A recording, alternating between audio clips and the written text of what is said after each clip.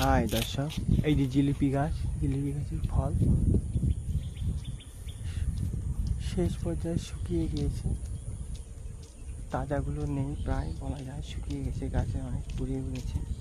আমি এই সমস্ত গাছ থেকে একটু পড়ে যাওয়া অংশ আমি আপনাদের দেখাবার চেষ্টা করছি। এই জিলিপি ফলগুলো বাঁকা বাঁকা পেঁয়াজের মতো হয়, এই জন্য জিলিপির মতো দেখতে খানিকটা।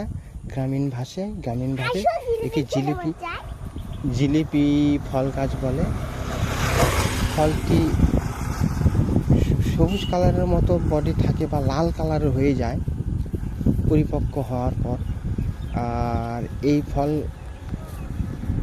ফলটা সাদা কালারের হয়। আমি খেয়েছি, মিষ্টি সুস্বাদু। এই যে, এবং রাস্তাতে প্রচুর পরিমাণে পড়ে আছে, লাল কালারের হয়ে গেছে এবং ভিতরের অংশ একদম সাদা কালারের হয়। এই ফলটি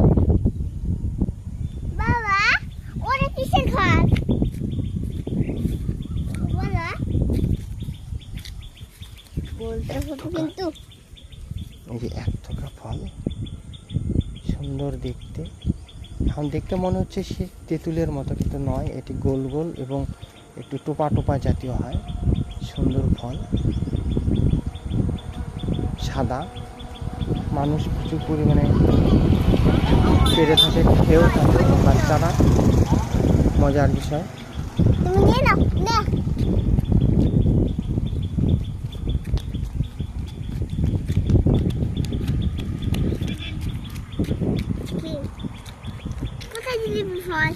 এগুলোই তো জিলিপি ফল।